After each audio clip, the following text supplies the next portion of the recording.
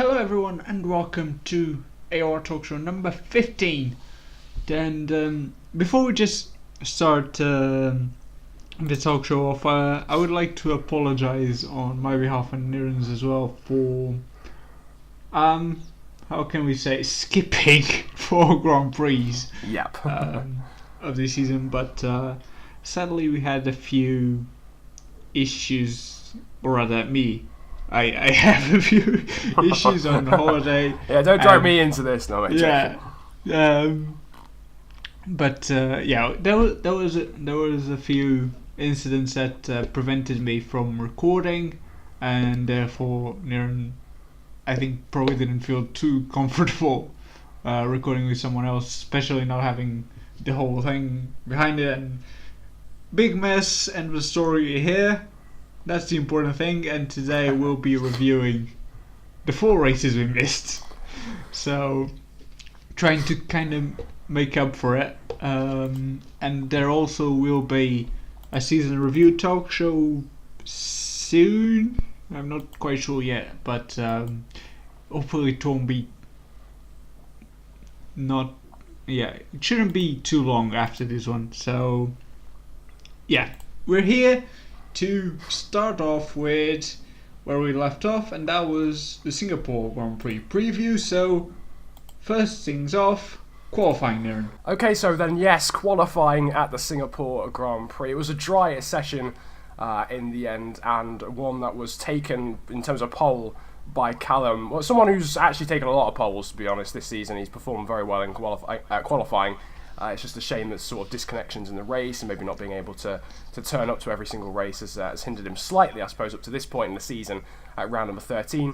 Mazais, the Ferrari driver, was, of course, second on the grid with Shane in third. So a little bit of daylight, I suppose, between the two Williams drivers, which would hopefully, for Callum, help him in this instance, in this race.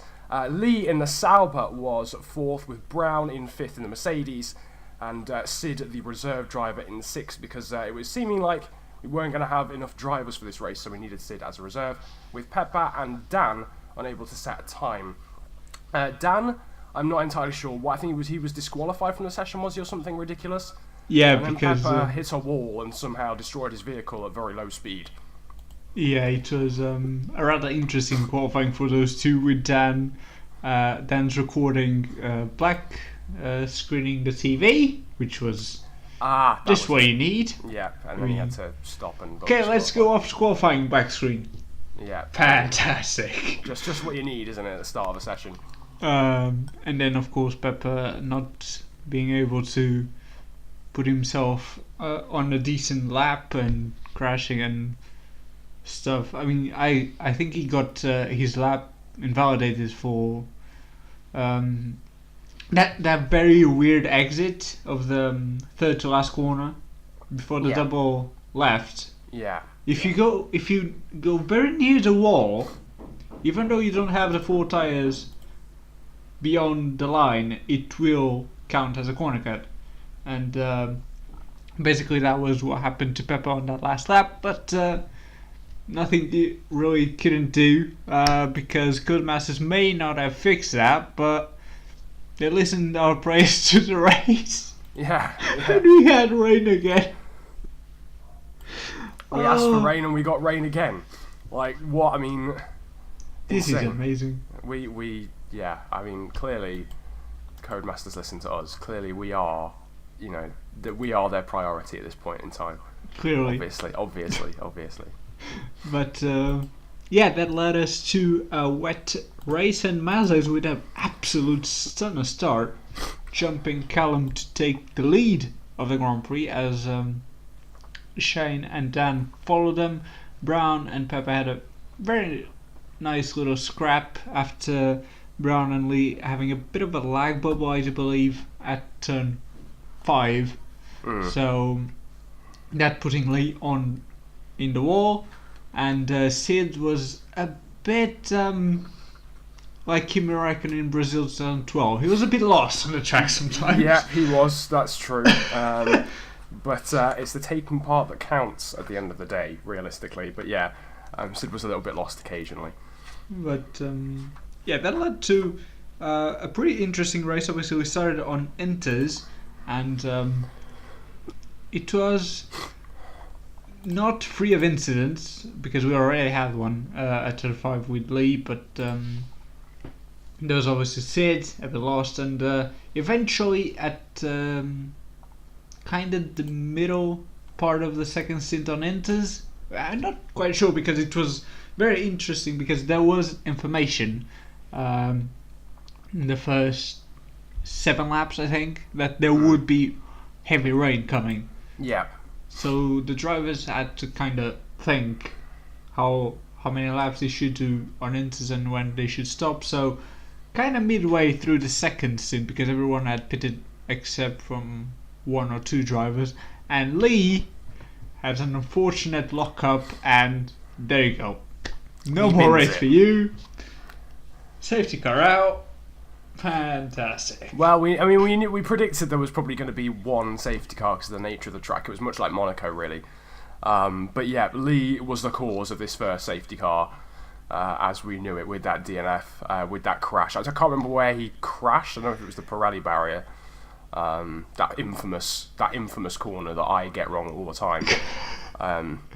When I play F1, but yeah, it was secretly Niren driving at that point. Yeah, definitely. I took control of the PlayStation at that point. But yeah, that brought out the safety car, and it really mixed up the strategies and sort of threw up the order a little bit. Yeah, and like so many times before, it seems to happen a lot during league races. When there's a safety car, that means it's the right point to change over to wets. And that was exactly what happened. Mazais and Dan and Callum, I think, bid for wets while the others remained out on track, and then the safety car comes in, and guess what? A couple more cars for him to put the wets on. I think it was Shane and Pepper, wasn't it, who followed in? And Brown. Brown, who sort of missed the boat there, if you'll excuse the pun, because it was basically wet enough for a boat out on the track. But yeah, Mazais with a wonder strategy. He literally, I think he was the first person to pit. I think he basically pitted as soon as the safety car came out, and then the safety car was out for another lap, and then that's when Callum and Dan chose to pit. But Mazais got it perfectly nailed because he got the strategy and then he got track position over Callum and Dan as well. So props to him. It was a wonderful strategy at that point. Yeah, to move on to the wets. True, and despite we had kind of a battle for the lead, but it was very dull because we had 3 cars on one part of the track, and we had other 3 cars like half a track later. Yeah, exactly. Because the people who pitted when the safety car came in were, a good 20 seconds off. They'd been completely split because of the strategy difference. Those who obviously pitted under the safety car could just get going straight away when the safety car came in. But I think it was Shane, Brown, and Pepper really losing out a lot in that one. But, and I think because of the track positions, the race was asking for another safety car, and guess what? He got one. It more than got one. It was. How many safety cars did we get in Monaco? I don't think we even got 2 in Monaco, did we? I think we got 1. Yeah, so Singapore breaks the record. Well done, Singapore. Yeah. This one this time caused by Pepper, the man who was holding fastest lap and did get the fastest lap in the race overall. This is what I was alluding to in qualifying, actually. I got my sessions mixed up. But yeah, had a very small collision, I think, with the wall. And I don't know whether it was some sort of glitch that caused terminal damage, but it wasn't a crash that really should have caused the amount of damage that it did. But he ended up retiring, and it brought out a safety car again. And, it was setting up to be an amazing end to the race, realistically, because we had Callum, Mazai, Shane, and Dan, and Brown all merge up together, everyone on the same strategy. Yeah. And it seemed like it was going to be fine. However, at that point, everyone had pitted for another set of wets except Callum. Yeah. So it was looking like Mazes could or maybe wouldn't catch up to Callum at the end of the race because of the wear on the tyres, but because of the safety car, Callum was forced to pit.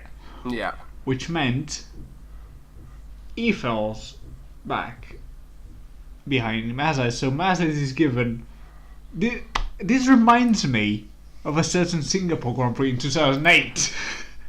I'm gonna be honest. PK gate, crash gate confirmed. Yeah. Actually, you bang on. It's literally perfect because, I didn't even think about that. Obviously, Pepper crashes in the Ferrari. Callum seems to have a strategic advantage at the moment, at that point in the race. Safety car comes out, and Callum knows he's on warm tyres. He's never going to hold off Mazais, so he needs to pit and come in and get some new ones, hence giving Mazais track position. Madness!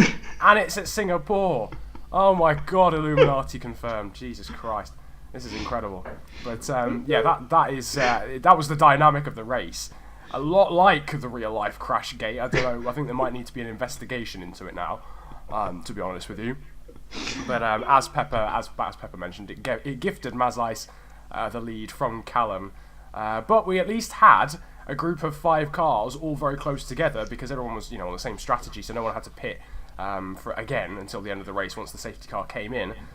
So the only 5 people left at the end of the race were suddenly in a big group to try and win it. Yeah, and that meant Mazda and Callum had a pretty good scrap at the very end on the last lap, especially with Callum trying to make a move before the little tunnel part, but didn't go very well. It almost cost him second place actually, because Shane wasn't too far behind, but he managed to secure it. But however, first official win for Mazda after Abu Dhabi and, and second win for Ferrari, which means Ferrari is now third with the number of wins, 2 behind Caterham and Williams, and ahead of Red Bull.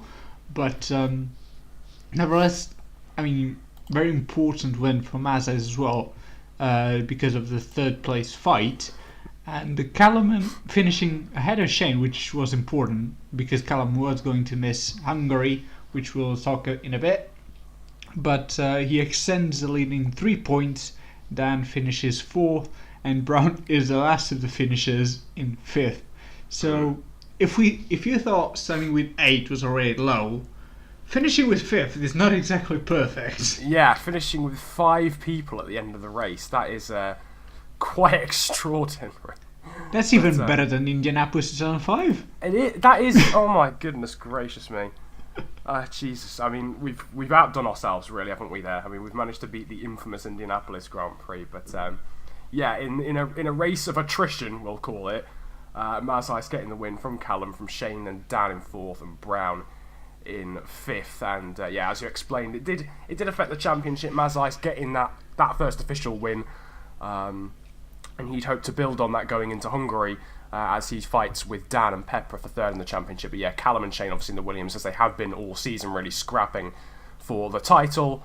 Callum, though, was going to miss Hungary, the next Grand Prix of the season, and that obviously was always going to be quite a big, not a disaster, it was always going to be surmountable again, but it was always going to be quite a disadvantage in comparison to his teammate. Yeah, and the gap wasn't that big, so it seemed that Shane was going to take the lead of the championship, and so he did. But starting off with the qualifying this time, it was the qualifying on wet, so kind of a good transition. And along with the weather, Mazais also led that session, so he likes wet sessions, doesn't he? Yeah, he wins the wet race in Singapore, and now he's on pole in the wet qualifying in Hungary. Maybe he's the rainmaster. Maybe he's the Ayrton Senna of this league. We'll find out that maybe in the future. But for now, he's just Mazais. He's not Senna yet. He took pole by 2/10 over Brown. So it was a very interesting front row. Obviously, with no Callum, there was only one Williams on the grid. But to see Mazais and Brown on the front row was pretty interesting, to say the least, I guess. Yeah, and third wasn't even for Shane, it was Lee. On the Sauber, so it was looking quite not worrying it because Callum wasn't racing, obviously, but I mean, when you don't have your rival driving, you want to be at the front. to gain the maximum points. Yeah, you can. You've got to Starting take advantage of fourth, that. on a track that's not very easy to overtake. Yeah, not ideal. And it was 6.5 tenths off the pole time as well, so it wasn't even massively close around a track like Hungary. Certainly, it's not the longest lap in the world. I would. Shane will have been moderately concerned, but he probably wouldn't have been worried because he knew he was always going to gain some points on Callum, with the fact that there were only 8 people racing, or 9 people racing. So he knew he was always going to gain some points, but he needed to take advantage of the fact that Callum wasn't there and to try and take at least a podium. So. But Shane fourth on the grid. Red Jams in the second of the Sauber, so it's actually quite a good qualifying session for Sauber in the end. He took 5th. Professional returning in the Red Bull after missing Singapore. He was 6th, and Philip in the Mercedes was 7th. We had a new driver, I do believe, as well for this race, didn't we, in the Lotus? Yes, it was Jared Demon, or Ben, as you want to call it, but he unfortunately had a brilliant debut, disconnecting in qualifying. So, great job to him. And obviously James, our live streamer, wanted to race, gave up midway qualifying and decided to live stream the race. So, fair enough. At least he was there. True. But yeah, obviously with Dan and Pepper missing the race, the big names of the top 5. But going for the race, we had dry conditions, and probably Shane was very happy about that, since it wasn't the most brilliant qualifying for him. So off to a good start, getting past Lee, and then eventually getting past Brown and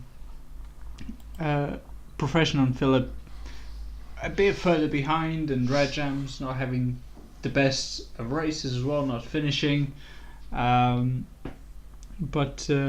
Philip eventually fell behind in his return after also missing Singapore like Professional. Professional was having a decent race with Lee. At the front though, it was a bit closer, despite the initial gap that Mazda's put on Shane, which was being a stellar drive from Mazda's again. I mean, after Singapore, you could see that he was in a good momentum, and I kind of proved that. He proved it in Hungary, but Shane always with a great pace by the end, and penultimate lap move at a rather odd part of the track. Yeah, it was a pretty quiet race, wasn't it, up until then? Yeah, as you mentioned, like sort of the top 3, and then Lee and Professional battling at the back, but in 4th and 5th. It's certainly not the back, 4th. I'd take 4th and 5th in the league race. Anyway, Shane and Mazais then battling on the penultimate lap. Mazais making a mistake, running a little bit wide through that long hairpin. It's turn. Let me just try and get my geography of this track. Yeah, turn 5, I think, of the track, going wide, and that allowed Shane to get a run and get at the inside through the tight chicane in the middle of the lap. And it was a bit gutting for Mazais, really, because it could have been 2 wins on the bounce. And just running wide, I don't know if his tyres were starting to go off, that might have been the cause. Obviously, at the end of a stint, at the end of the race, obviously tyres aren't exactly in the best of shape. But Mazais running wide, allowing Shane to just nip up the inside. He had to complete the move still into the chicane. He didn't exactly just breeze past beforehand, he still had to lunge up the inside.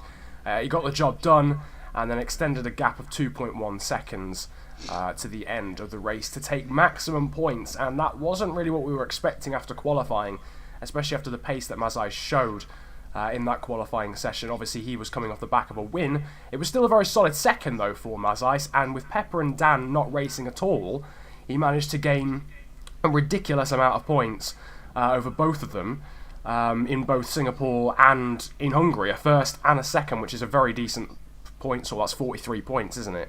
Yeah. Or something along the lines of. And when Dan didn't race in Dan raced in Singapore but didn't race in Hungary, and then Pepper DNF'd in Singapore and didn't race in Hungary. So that battle for third, Mazais certainly had a big advantage in that. All the focus was on Shane gaining points on Callum, but actually Mazais was silently going about his work and gaining a lot of points on Pepper and Dan. Brown rounded out the podium. He was 4 seconds off Mazais. Very solid race for him, decent pace.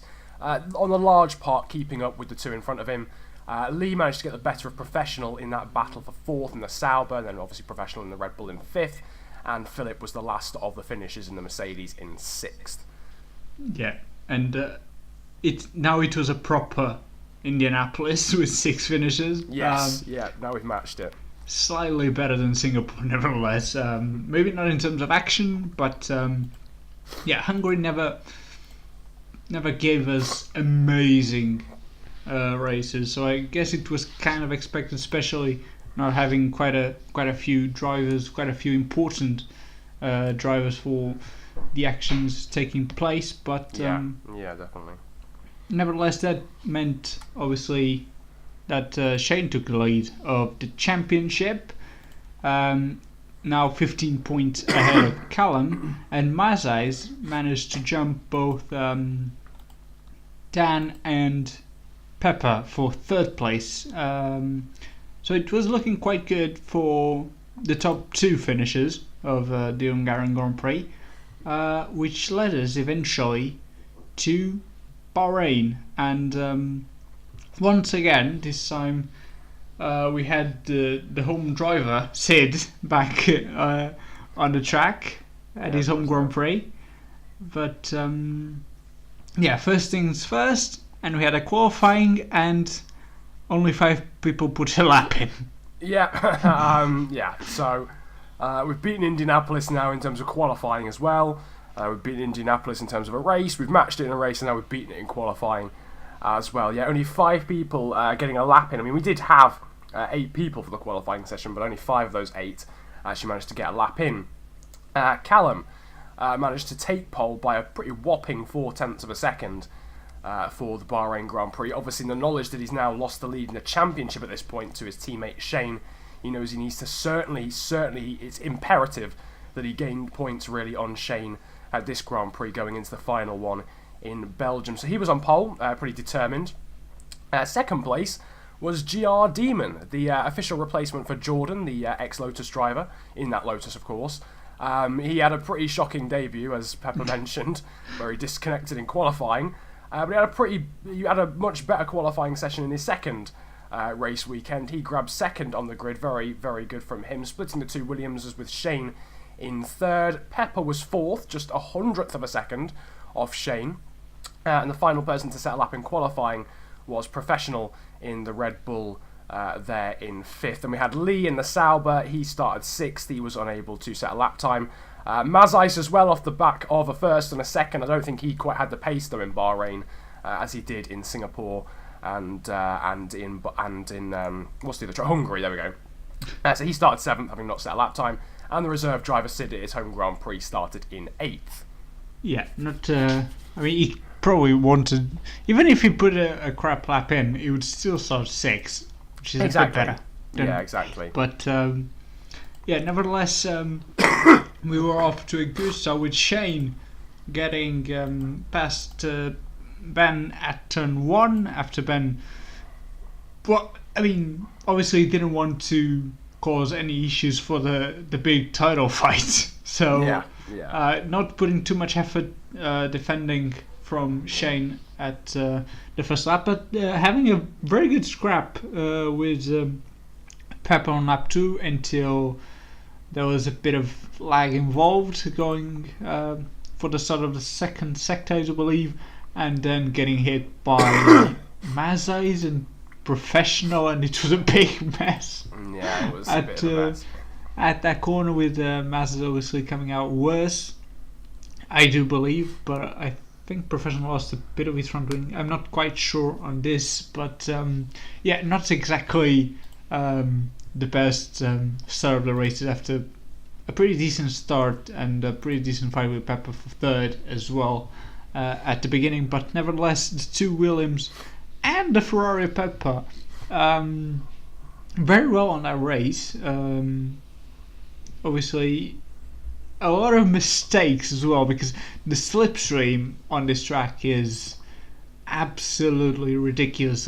We picked the 2 tracks for the end, which the slipstream is just I don't even have words to describe it. It's so powerful that it reminds me of what was it, ARL Turkey 2011. That game was stupid for Slipstream, and these two tracks kinda are a bit the same, but Bahrain and Spa, so that allowed Pepper to keep on the train of the two Williamses, and even took the lead at some point from Callum, but Callum getting it back.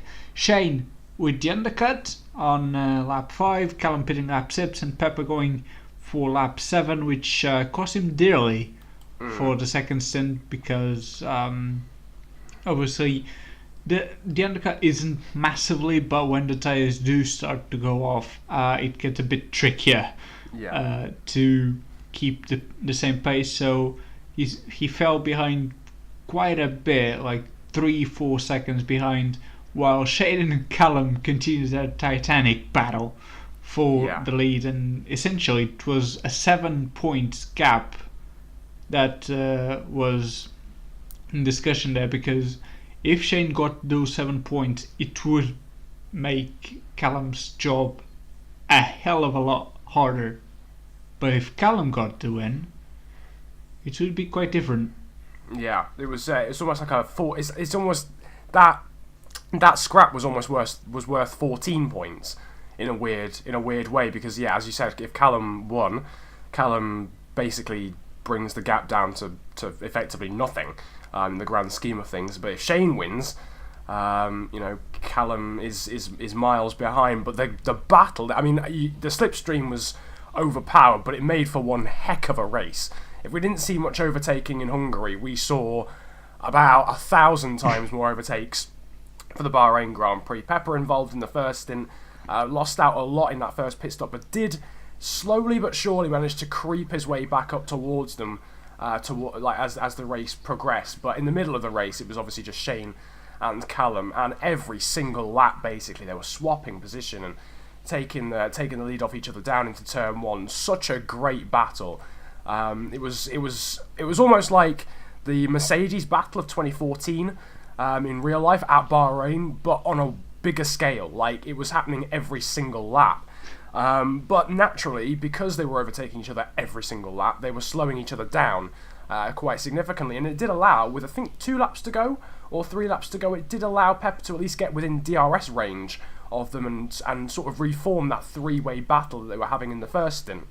Yeah, and it was working quite well for Pepper, because he was managing his tires at the same time he was catching them, because obviously he didn't need to push as much, because the Williams were doing that for him, for slowing each other down due to all the fighting and stuff. And at the back, Professional Mazda and Sid were actually having good scrap as well, with Mazda is clearly the fastest man using the optional tires at the end. I do believe getting his fastest lap of the race, the only man on a 131. No, sorry, Lee also was on a 31, but Mazda is saying the fastest lap on a 131.7. But at the front, things were getting tense as the race was closing to the end, and last lap it exploded. I mean, it exploded fully.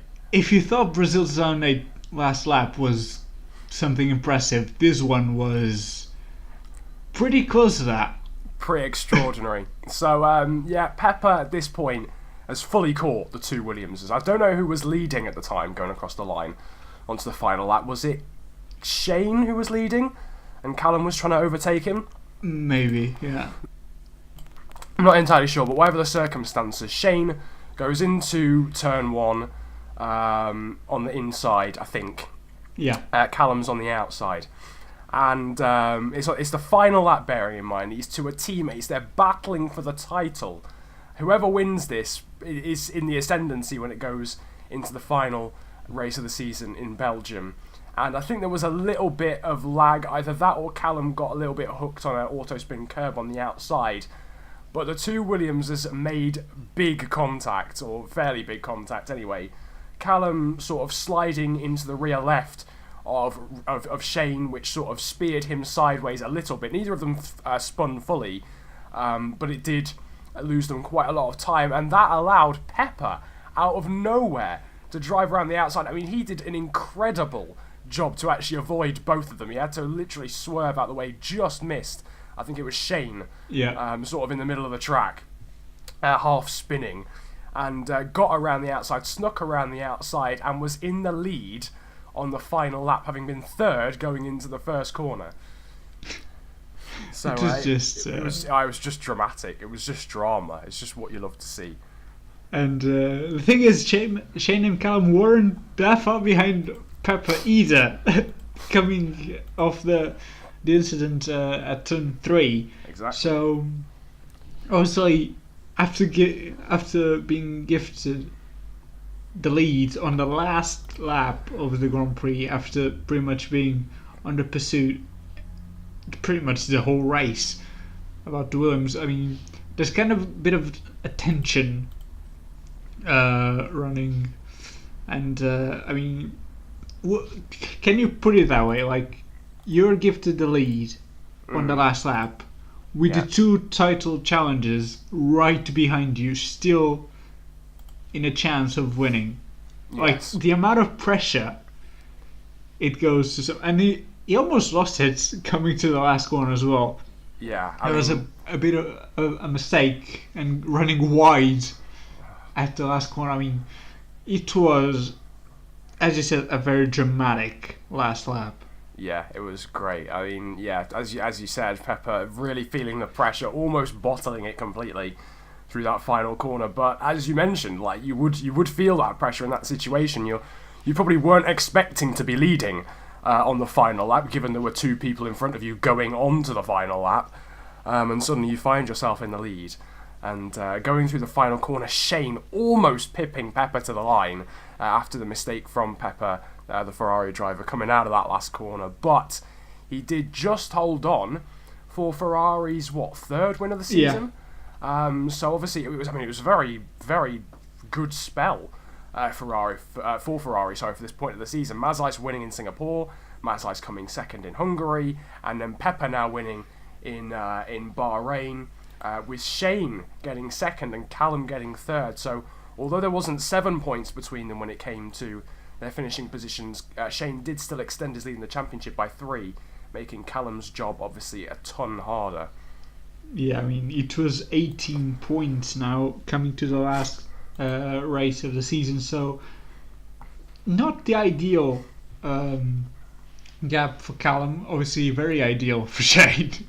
Yeah. Considering it's we can't forget, I mean, obviously he's, like everyone, he has quite a bit of experience on the game, but it's his rookie season in AOR nevertheless, so it was still a fair amount of pressure on him coming to the last race, knowing that he didn't have to do much to win the title, but still had to do a bit and couldn't be involved in many accidents, or it could cost him the title. But nevertheless, in 4th, outside of the podium, finishes Damon or Ben on what was a more it was a better race compared to his debut in Hungary. Yeah, much better. Then Professional still scoring a decent amount of points for Red Bull, as Dan was still missing, only racing for Spa. Then Mazai's in a very low 6th after 2 great performances at Singapore and Hungary, as you said. So a bit disappointing, especially as he lost a big amount of points for Pepper, still getting points on Dan, however. So the battle for 3rd was also looking good, with Mazai's 12 points ahead of Pepper and Dan, who were tied on points at that point as well. And obviously Sid finishing his own Grand Prix in 7th, ahead of Lee, who finished last, who had a couple of issues during his race, so only scoring 4 points for himself and the Sauber team. But we had the big finale now. I mean, the expectations for this race were massive, I think it's fair to say. Yeah. And obviously we had a very interesting guess. Let's just say this. I mean, You thought it couldn't get any better. but I guess people thought it couldn't get any better, but yeah, we did have a very interesting guest, didn't we? I mean, it's always different to have season 9.5 and season 10 world champion racing with you on the final race when there's a title to decide. But yeah, we did have the presence of Iceman on the grid for the last race of the season, the last race on F1 2013 in AOR. So it was, I mean, let's be honest, we had a stellar grid coming to the last race. We had the two Williams, Callum and Shane, fighting for the title. Pepper and Mazes, the Ferrari was had pretty much the second place on the constructors sealed. We had the return of Dan and Professional on the Red Bull, which were a pretty damn good team throughout the whole season. We had Iceman, season 10 world champion. Then we obviously had Demon, who proved to be very fast in Bahrain, and obviously Lee as well, who is capable of good performances every now and then when no one expects. So Yeah. they were only 9, but the expectations were high, especially with Iceman choosing not to do qualifying. Yeah, it was. I mean, we just knew we were going. As soon as we saw the lineup, we knew we were in store for an absolute classic with everything that was going on in the championship. As you mentioned, the battle for first, obviously the battle for the title, the battle for third. Iceman just being there to see who was going to take the crown or sort of, be the next person to win a PlayStation 3 AOR championship. And obviously with how quick he is, he was driving as a reserve in the McLaren, which was, I think, the first time we've seen a McLaren all season, isn't it? Because we obviously didn't have it as a team. And I think we've seen a lot of the cars on the grid. I think the only team that we haven't seen a car from is Force India, because we had a Toro Rosso as a reserve a few times as well, and we obviously had a McLaren now with Iceman. But yeah, Iceman deciding not to do qualifying, so he would start from last and would try and work his way through the order, which was also like just a tantalising prospect. But Callum, he knew what he had to do. He knew he had to beat Shane and beat him well. He looked determined in qualifying. He took pole by 0.6 of a second. Obviously, Spa is quite a long lap time, so that would, that's not as large as it perhaps seems, but it's still a decent chunk. From Dan in the Red Bull, who was second. He knew he had a pretty outside chance of taking third in the championship, especially when Mazais was starting down in 7th in the Ferrari. But Shane, the second of the Williams, as he was battling, of course, for the championship, he was leading the championship going into the final race. He started third. Pepper was 4th in the Ferrari, obviously joint with Dan on points and still battling for third in the championship.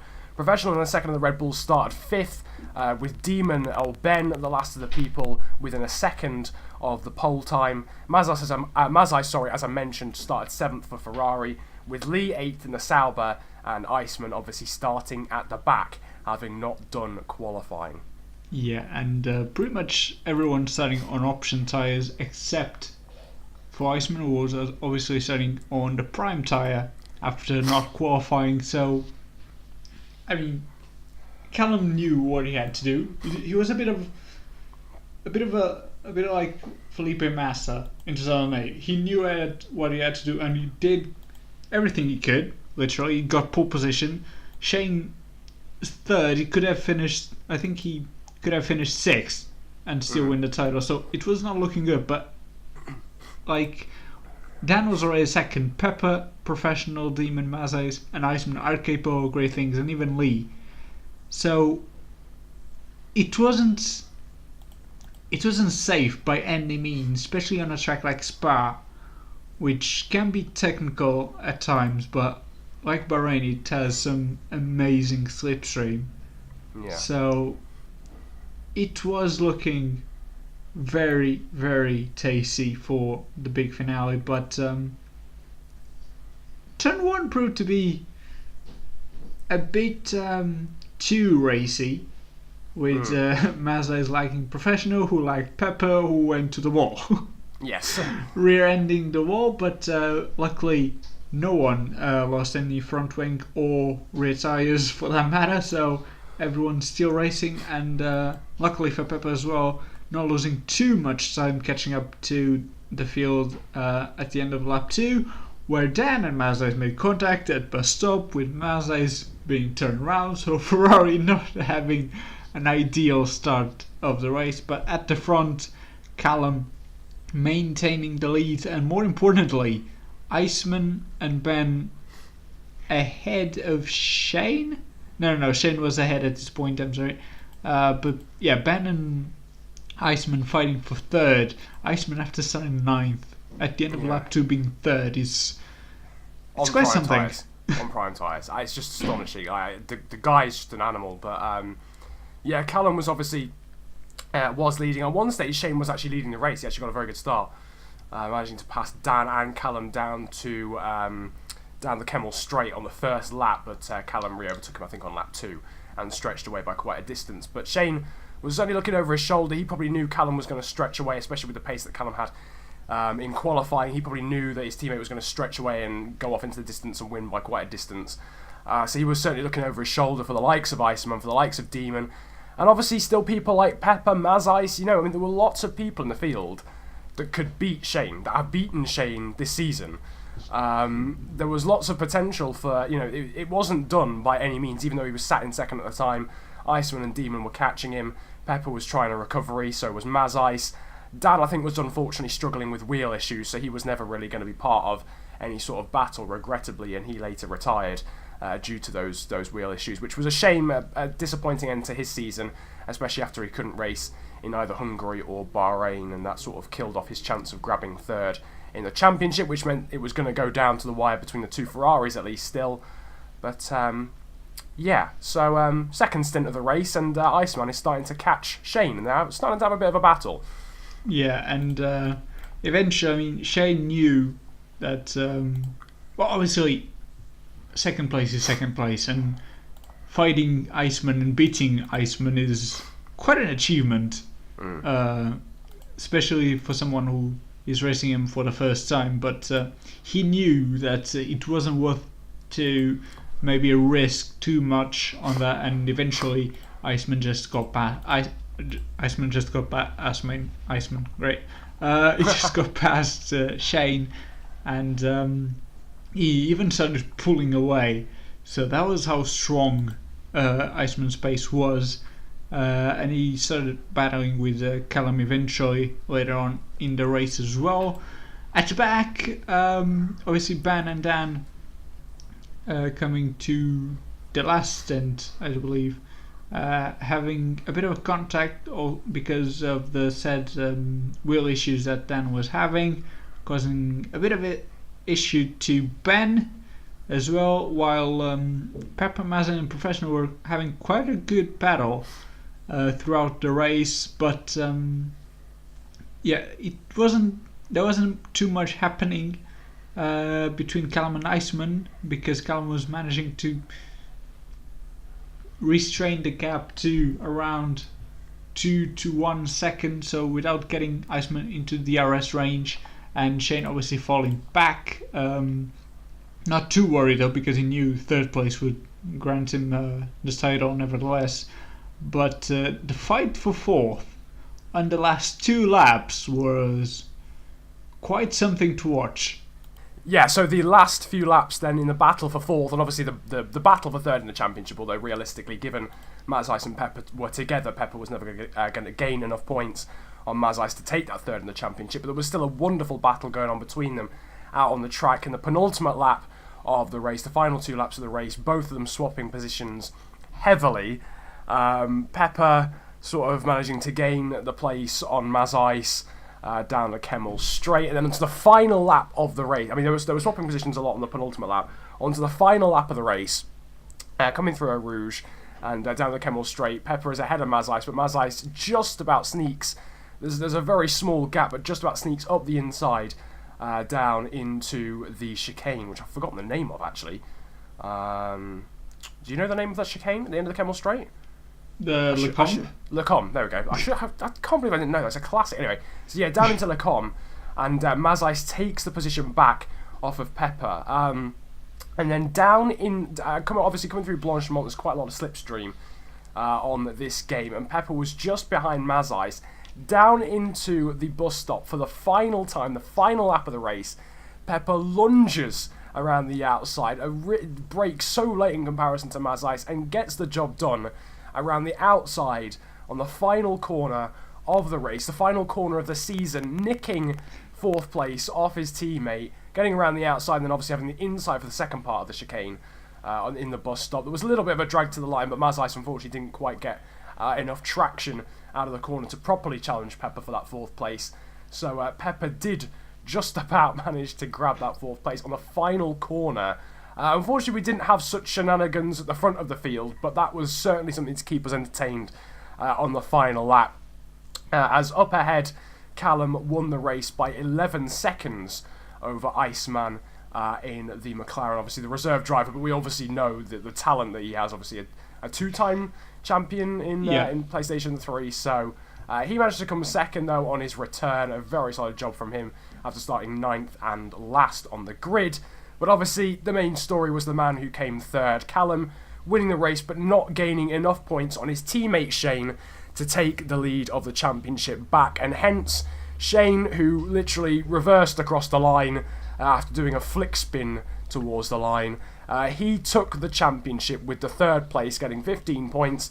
There were 8 points between Shane and Callum at the end of the championship in the end, but Shane just about by the skin of his teeth taking the Season 11 championship, with Pepper and Mazais obviously 4th and 5th, as we've just discussed in that final race. Yeah, it was. I think it was a good end to the championship, especially the last few corners between Mazais and Pepper. But nevertheless, Iceman was still providing a bit of action. Obviously, important to say those 11 seconds were due to a 10-second penalty that he got very early on in the race.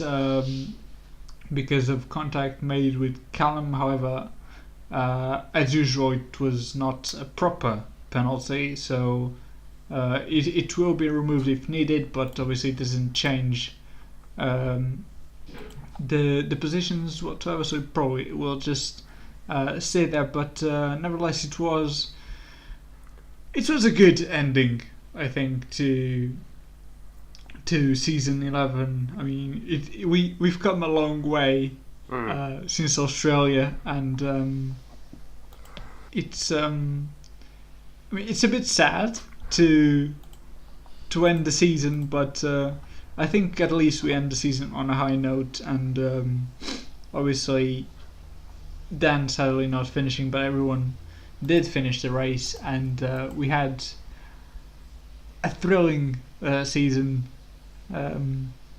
Running through Australia, Brazil, United States, China, Germany, Britain, the infamous Abu Dhabi race, and Japan, Spain, Monaco, Malaysia, Korea, Singapore, Hungary, Bahrain, and the myth that is Spa-Francorchamps. So, I mean, maybe we could have had a tighter championship fight, or maybe it could have been worse. I mean, this is the smallest gap at the end of a season ever for a PS3 league. So I think it was a good title fight. It's just a shame that the gap between Shane and Callum was so large going into the final race. Obviously, if it had been smaller, we would have had a lot more sort of. It would have been like, if it had been like 8 points going into the final race and it had stayed at 8 points, or it had been like 10 points at the end, then that, you know, we would have had maybe a little bit more excitement. But the fact it was already 18 points in Shane's favour meant that there would have been something extraordinary happen. But it was still, I mean, you know, the title fight across the season was still wonderful. It would have been nice to obviously have more than 2 people in it, but it could be far worse, as you said, because we've had many a title fight, I say in inverted commas, that's ended with sort of 70, 80 point gaps. It's just not, there's no sort of finale, whereas this time there was a lot to play for going into the final race still. Yeah, there were 2 big positions still to fight for, first and third, obviously. And nevertheless, I mean, some may say that it was way too dominant for Williams. But truth be told, we had 7 different winners. Honestly, I think it's been a wonderful season. 7 different winners is brilliant. I mean, that's 2012 all over again. Yeah, that's amazing. I mean, the eventual champion Shane, he got 4 wins. So in America, in Spain, in Malaysia, and then in Hungary. Callum got 5 wins, but obviously more disconnections, and obviously didn't start as well in Hungary. He obviously winning in Brazil, China, Germany, then Korea, and obviously the last race of the season in Belgium. But on top of that, obviously Mazais winning in Singapore, Pepper winning twice at the start of the season in the season opener and at Bahrain. We've got Dan winning in Monaco, that wonderful race in the Principality. Jamie, who could forget him, the 4-race wonder that was the Caterham driver coming in, getting a very infamous win in that very infamous race at Abu Dhabi, just purely by not getting disqualified, and then winning outright in Japan as well, and then the final winner of the season being Vettel as well in the other Caterham, who won in Silverstone. So podiums spread out, the likes of Brown, Professional, all getting podiums throughout the season. Jordan as well getting a podium in that Abu Dhabi race. It's been a great season, I think. It's a shame that we've had a lot of did not start sort of splattered across the board. I think if the attendance had been better throughout the whole season, we'd had maybe more drivers in each race, then it probably could have been one of the best AOR seasons that I've seen. To be honest, I think it's still well up there, but great season in my opinion. Great season, and it's nice to see it finish in such a way with still a lot of things to be decided. Yeah, and I think this might just be a personal opinion, but I think a random calendar also works very well. I mean, the fact that we could end in Spa and not Abu Dhabi. Imagine if we'd ended with Abu Dhabi. We'd have had that sort of, strange but also in a, horrible race, really, at the end of the season, and it would have been quite the anticlimax having a race where everyone, apart from 2 people, got disqualified right at the end of the season. So I think, obviously this is that's a very specific case, but I think you're right. I think having tracks like Bahrain and Belgium at the end, is quite nice, because sometimes the end of the calendar can be a little bit underwhelming in real life. I guess maybe with the exception of Brazil. I think I don't know. I mean, we might discuss it, but who knows if AOR? I mean, usually they do 2 seasons a game. Yeah. So maybe the first season with a proper calendar, and who knows? Maybe the second season can be with a randomized calendar.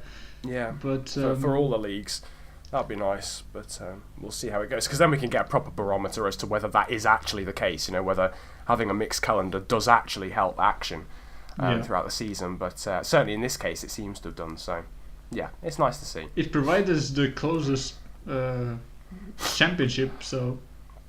Yeah, definitely. So I don't see why not. I suppose we should probably just quickly confirm the whole the sort of the driver standings quickly before we finish up in terms of all 14 drivers. Obviously, we're gonna go through the drivers that finished the season as sort of full-time drivers in the field, but obviously don't forget people like Prost and Beloff, Jordan, who did feature at some point during the season but weren't here to finish it off. And Hammer Time. They were around. Hammer Time, of course, as well.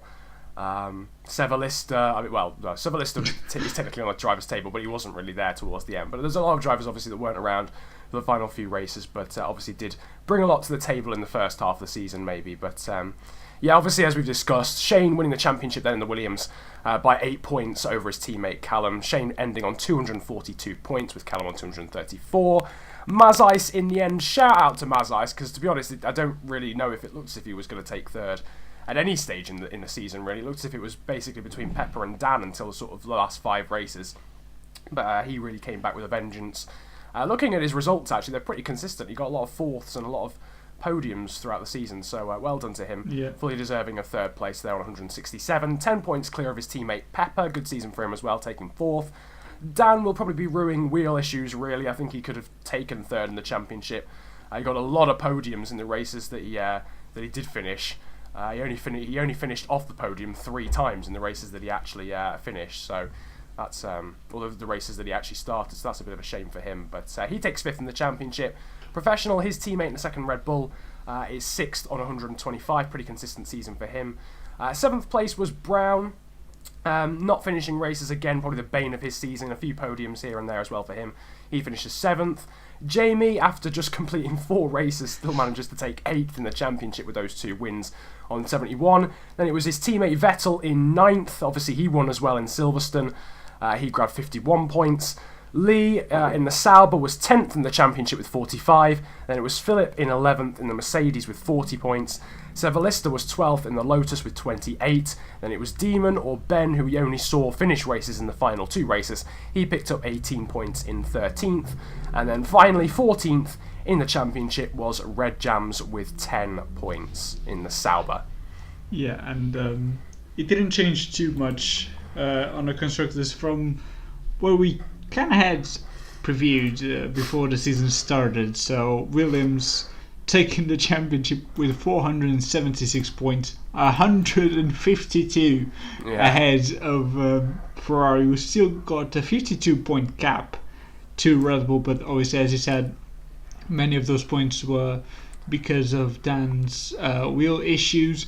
Caterham managed to just secure 4th ahead of Mercedes, followed by Sauber and Lotus picking up a few more points thanks to Ben at the end of the season, but still the only team not to reach at least the 3-digit mark on the point. But it was a pretty good season in my opinion. I mean, it could have been better maybe, but it definitely could have been a lot worse. So I think we had a pretty decent performance from everyone, and obviously I think we should thank the drivers for providing us such good races most of the time throughout the season, and obviously to AOR themselves for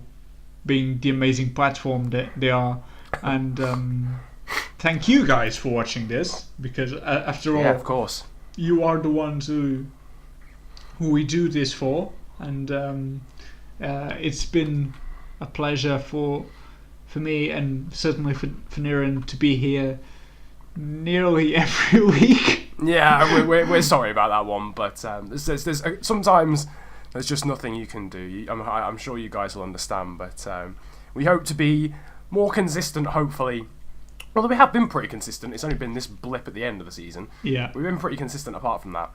But we hope to be more consistent as we hopefully go into a new era in F1 2016. Obviously, 22-man lobbies. Hopefully, league racing takes off once again, like it was originally on 2013, and hopefully we get a lot of hype about league racing, and hopefully we can share that hype with you in the talk show.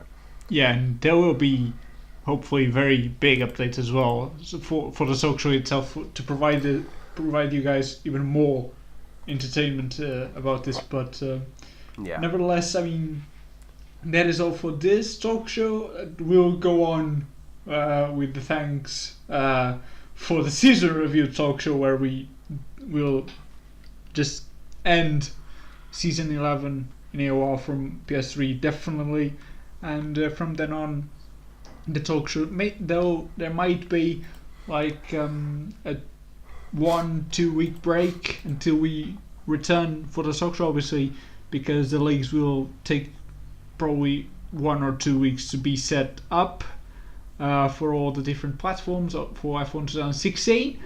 But nevertheless, I think we can confirm we will be here for the AOR Talk Show for F1 2016. Obviously, me and Niren at least.